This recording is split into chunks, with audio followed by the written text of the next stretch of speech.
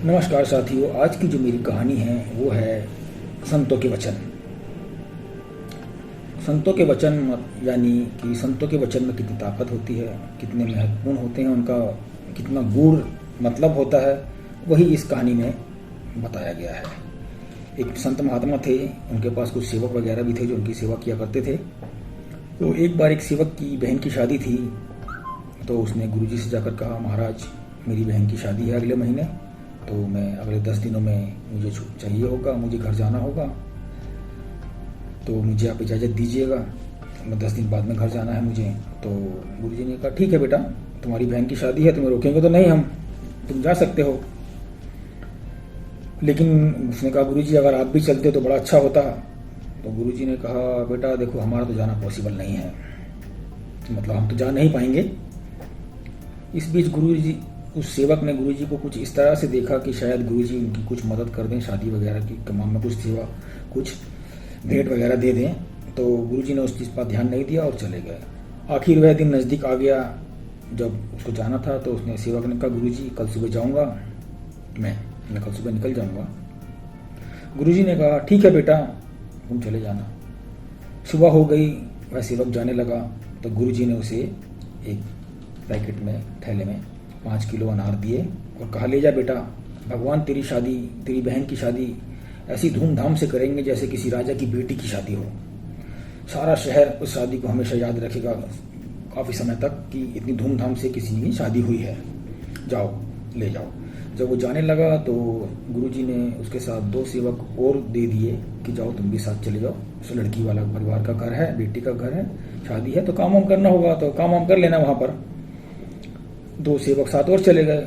जब सेवक घर से निकला कई 100 किलोमीटर जाने के बाद, तो उसके मन में आया, जिसकी बहन की शादी थी वह, कि गुरुजी को तो पता ही था कि मेरी बहन की शादी है और हमारे पास में ऐसी, हमारी कंडीशन भी ऐसी नहीं है, हमारे पास कुछ भी नहीं है, फिर भी गुरुजी ने मेरी कोई मदद नहीं की। 2-3 दिन के बाद वह अपने घर पहुंच गया। उसका घर कई 100 किलोमीटर दूर राजस्थान के रेतीले इलाके में था, जहाँ कोई फसल वगैरह भी कुछ नहीं होती थी।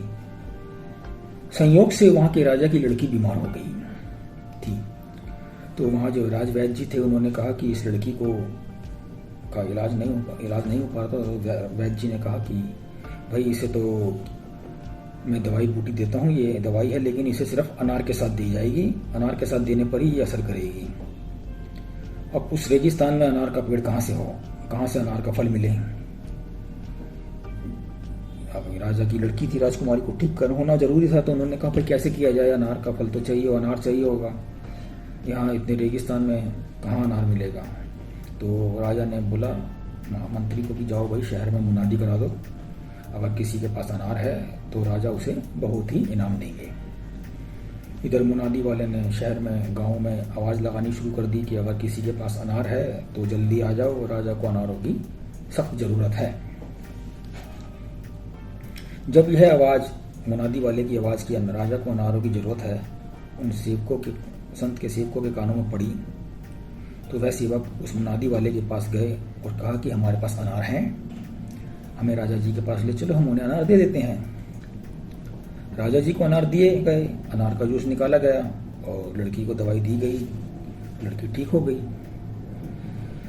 राजा ने पूछा कि तुम कहाँ से आए हो, ये तुम्हारे पास अनार, इतने रेगिस्तान में ये अनार लेकर तुम कहाँ से। तो जो सेवक थे महात्मा जी के, उन्होंने सारी हकीकत बता दी।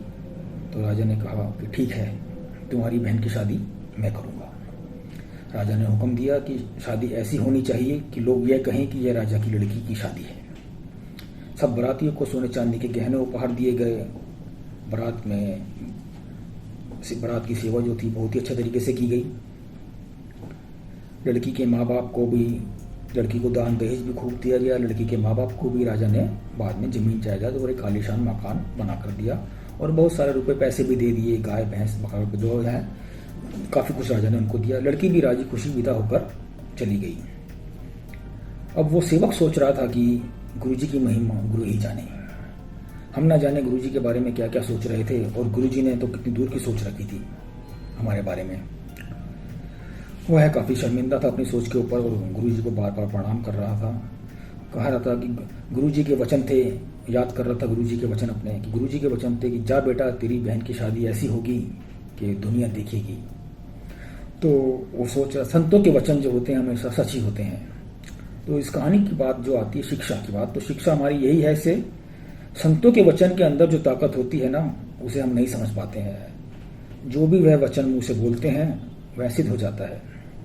हमें संतों के वचनों का ऊपर अमल करना चाहिए और उन पर विश्वास करना चाहिए।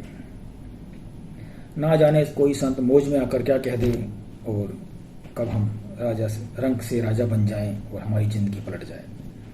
तो यही है आज की कहानी। नमस्कार।